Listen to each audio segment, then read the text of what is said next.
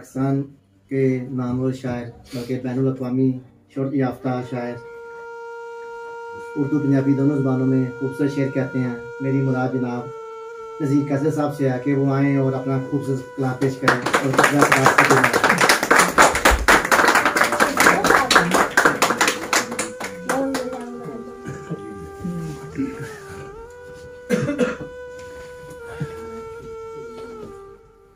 पहले तो अकमल हनीफ साहब का बहुत शुक्रिया, उनकी मोहब्बत का, उनकी इज़्ज़त अफजाई का। कितने खूबसूरत लोगों में, इतने अच्छे दोस्तों में मुझे उन्होंने मदऊ किया। अभी मुसव्विरों का बड़ा जिक्र हुआ, तस्वीर बनाने वालों का, तो पुठी खेट भी वही है कि उसने तस्वीर क्या बनाई है। बर्टन रसल जो हमारे 20वीं सदी के दो बड़े फिलोसफर्स में हुए, एक सार्थर और एक रसल, तो रसल ने कहा कि किसी पेंटर का अगर पता करना हो कि वो कैसा है तो उसकी पेंटिंग से अंदाजा होता है। और उसने कहा कि मैं कायनात को देखता हूँ, सोसाइटी को, कि ये पेंटिंग किसने बनाई है, तो अंदाजा होता है कि पेंटर को इतना अच्छा नहीं है। तो वो पुठी घेट वाली बात यही है। तो अकमल हनीफ साहब बड़े खूबसूरत दोस्त हैं, बड़े अच्छे मुखलिस इंसान हैं, और उनके तमाम जो इंतज़ामात हैं, यहाँ तक कि आप ये देखिए फेलिक्स को, तो पता चलता है कि उनके अंदर कितनी खूबसूरती है। इसी तरह और उन्होंने जितना वो डिस्प्ले किया चीज़ों को, फिर सबसे बड़ी खूबसूरती ये होती है कि आप अपने घर को, किसी कमरे को इल्म और अदब के लिए मखसूस कर दें। तो अगर हर घर में ऐसा एक कमरा हो तो दुनिया खूबसूरत हो सकती है। और मैं तो कहता हूँ कि आदमी के अंदर भी एक कमरा ऐसा होना चाहिए। अरस्तु के बारे में कहा जाता था कि उसके घर में लाइब्रेरी थी, तो जिधर से वो गुजरा करते थे तो लोग कहते थे कि एक पढ़ने वाला बंदा जा रहा है। तो ये पढ़ने वाला और लिखने वाला और सुनने वाला, ये कितने मुबारक लोग हैं। और यहाँ पर मुमताज़ भाई बैठे हैं, मुमताज़ आशिक लाहौरी, तो उन्होंने तो पूरे लाहौर को एक कमरा बनाया वो इल्म अदब का। और इसी तरह औसाफ शेख साहब आए हैं साहिवाल से, तो वहाँ पर उन्होंने इल्म दानिश के लिए एक सबील लगा रखी है। तो मैं यही कहता हूँ कि अगर ये सिलसिला, जिंदा ख्यालों का सिलसिला अगर रवां किया जाए तो फिर भट्टो की ज़रूरत नहीं रहती, नवाज शरीफ की ज़रूरत नहीं रहती, इमरान खान की ज़रूरत नहीं रहती। और तारीख क्या है? अगर मैं पाकिस्तान की तारीख लिखूं, कायदे आज़म, दौलताना, नवाज शरीफ, भट्टो, बेनज़ीर, जरदारी, इमरान खान, तो ठीक है, तक एक तारीख बनती है। लेकिन ये नामुकम्मल तारीख है। जब तक इकबाल का जिक्र ना किया जाए, जब तक फैज़ का जिक्र ना किया जाए, जब तक चुगताई और सादकैन का जिक्र ना किया जाए, और जब तक सलामत अली खान से लेकर नूरजहां का जिक्र ना किया जाए, तो ये तारीख नामुकम्मल है।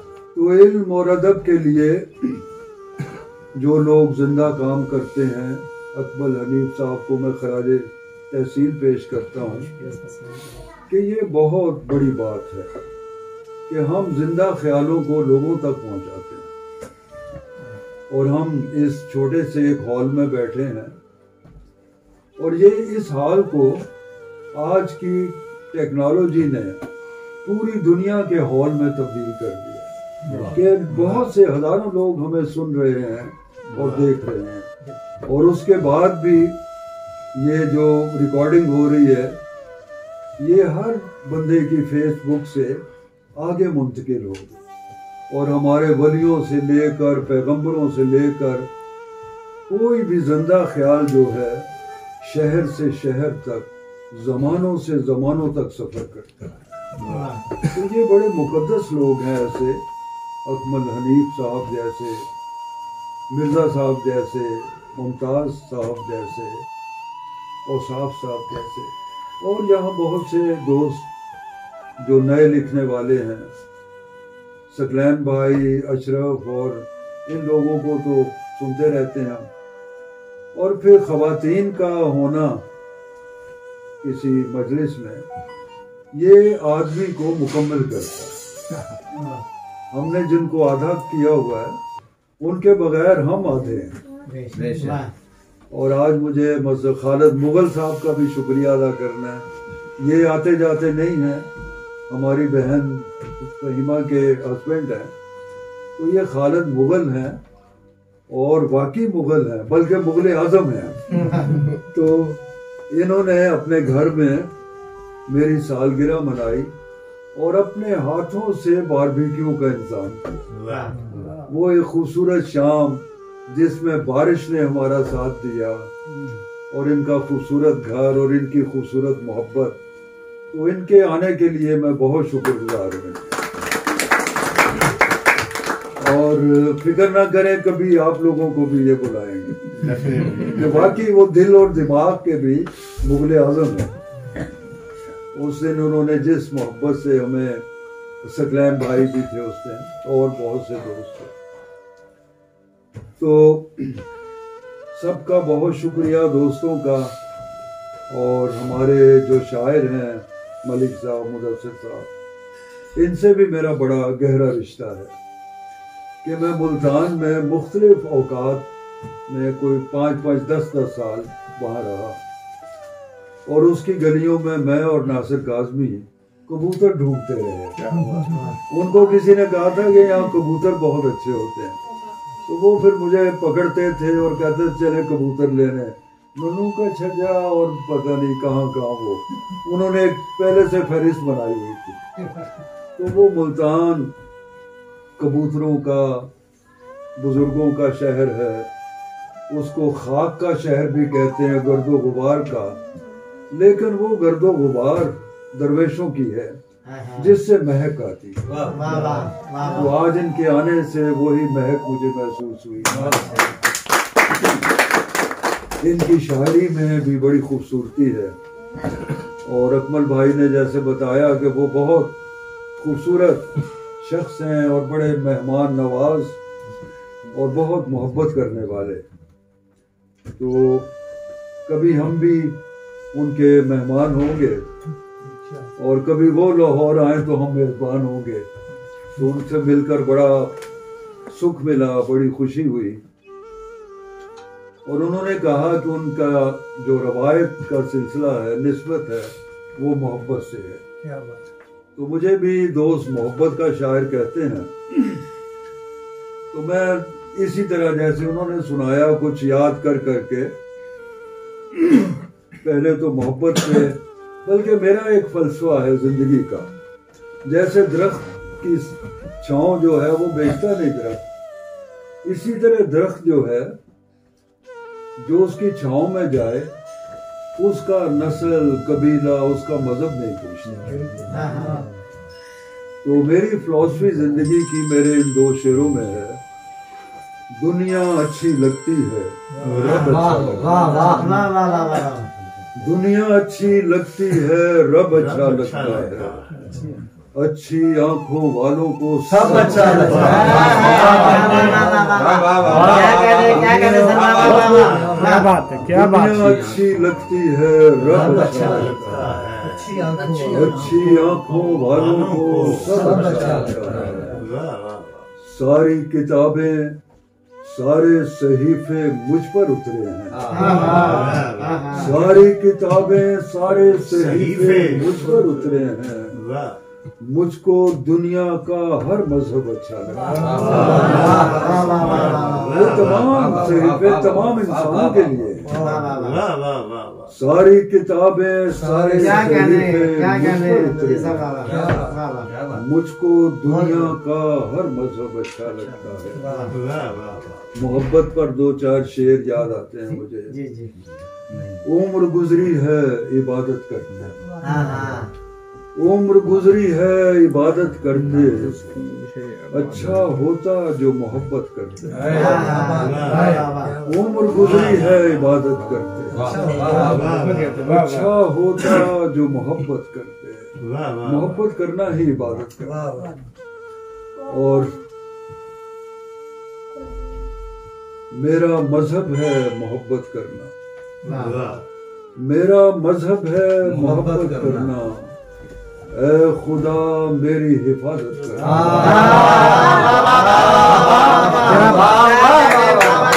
मोहब्बत करने वाले बड़े गैर महफूज होते हैं। मेरा मजहब है मोहब्बत करना, मेरा मजहब है मोहब्बत करना, ऐ खुदा मेरी हिफाजत कर। मेरे मुर्शिद ने कहा था मुझसे, शायरी करना मोहब्बत करना। मेरे मुर्शिद ने कहा था मुझसे, शायरी करना मोहब्बत करना। अच्छी शक्लें भी दुआ होती हैं, अच्छी शक्लें भी दुआ होती हैं, अच्छी शक्लों की ज़ियारत कर। बहुत अच्छी, क्या कहने, अच्छी शक्लों की ज़ियारत करना। ये गजल के कुछ शेर याद आ रहे हैं मुझे। वो मेरा हाथ मुंह धुलाने लगी, वो मेरा हाथ मुंह धुलाने लगी, प्यास पानी में मुस्कुराने लगी। वो मेरा हाथ मुंह धुलाने लगी, प्यास पानी में मुस्कुराने लगी, बारिशों में गुलाब खिलने लगे, गीली मिट्टी से आँच आने लगी। बारिशों में गुलाब खिलने लगे, गीली मिट्टी से आँच आने लगी, सीढ़ियों में बड़ा अंधेरा था, सीढ़ियों में बड़ा अंधेरा था, वो मुझे रास्ता दिखाने,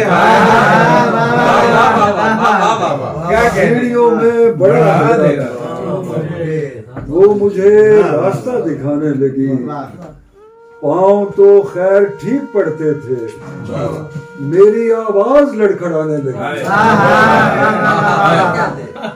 सीढ़ियों में बड़ा अंधेरा था, वो मुझे रास्ता दिखाने लगी, पाँव तो खैर ठीक पड़ते थे, मेरी आवाज लड़खड़ाने लगी, धीमी होती हुई चिराग की लौ उसकी सांसों में थरथराने लगी, धीमी होती हुई चिराग की लौ उसकी सांसों में थरथराने लगी, जिस्म था या हजूम शमों का,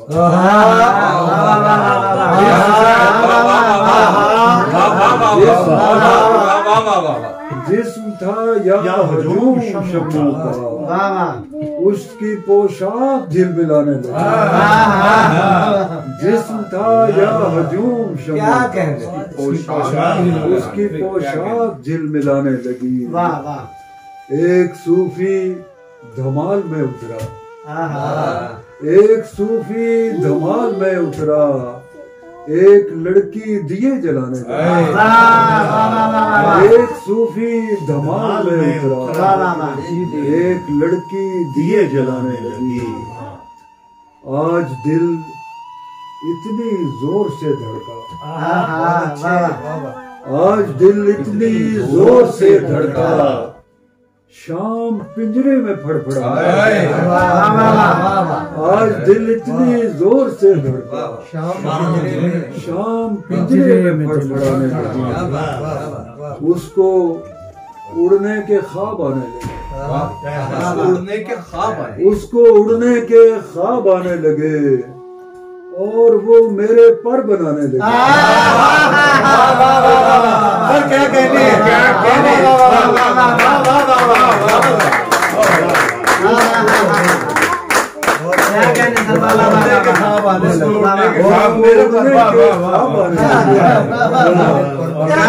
उड़ने के ख्वाब और वो मेरे पर बनाने लगी। उसका स्टेशन आने वाला था, उसका स्टेशन आने वाला था, रेल भी सीटियां बजाने, क्या कह रहे उसका स्टेशन आने वाला था, रेल भी सीटियां बजाने लगी। अभी खोली थी आंख बच्चे ने, अभी खोली थी आंख बच्चे ने, जिंदगी फैसले सुनाने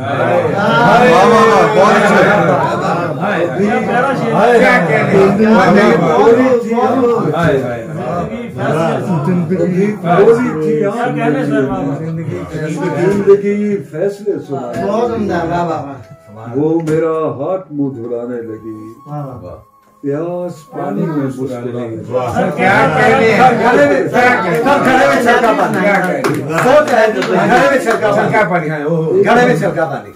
अच्छा इसके बाद पंजाबी में सुनाने आपने। अच्छा, घर में छलका पानी। वैसे शेख साहब की ये फरमाइश दो चार शेर याद है मुझे। बर्तन बर्तन गिरता पानी, बर्तन बर्तन गिरता पानी, जैसा बर्तन वैसा पानी, बर्तन बर्तन गिरता पानी, जैसा बर्तन वैसा पानी, रातों जैसे मैले कपड़े, सुबहों जैसा उजला पानी, रातों जैसे मैले कपड़े, सुबहों जैसा उजला पानी, मेरे पैरों में बहता है, मेरी जात से ऊंचा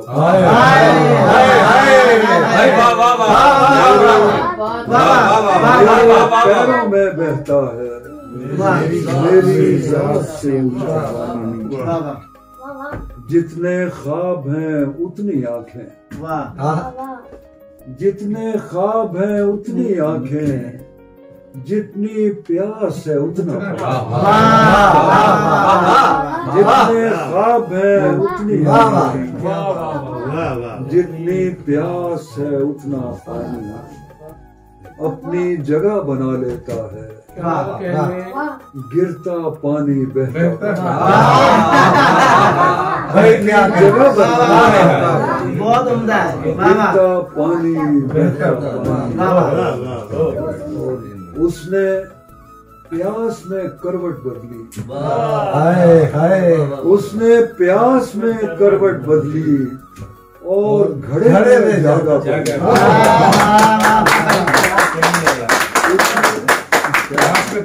कहने, प्यास में करवट बदली और घड़े में जागा पानी, नेमत है दाता की कैसर, सोहनी सूरत ठंडा पानी। एक अरबी कहावत है कि अल्लाह की नेमत है खूबसूरत चेहरा और ठंडा पानी। पंजाबी का कुछ पंजाबी सुनाए। जे तू पांडा परना कुड़िए, मियां मोहम्मद बख्श उनकी नजर आई। जे तू पांडा परना कुड़िए, शामा तो नहीं डरना कुड़िए, जे तू पांडा परना कुड़िए, शामा तो नहीं डरना कुड़िए, डुब्बन तो भी औखा हुंदा, डुब्बन तो भी औखा हुंदा, अखियां दे विच तरना कुड़िए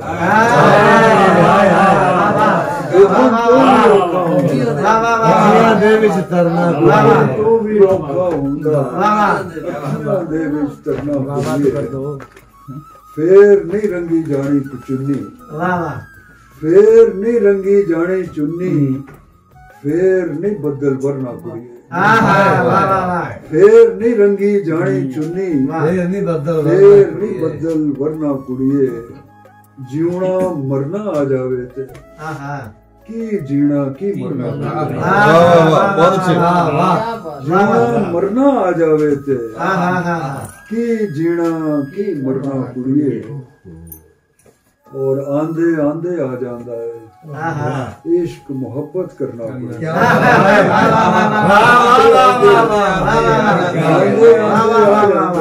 इश्क मोहब्बत करना कुड़िए जांदे वेले भूल ना जावे फूल सराने तरना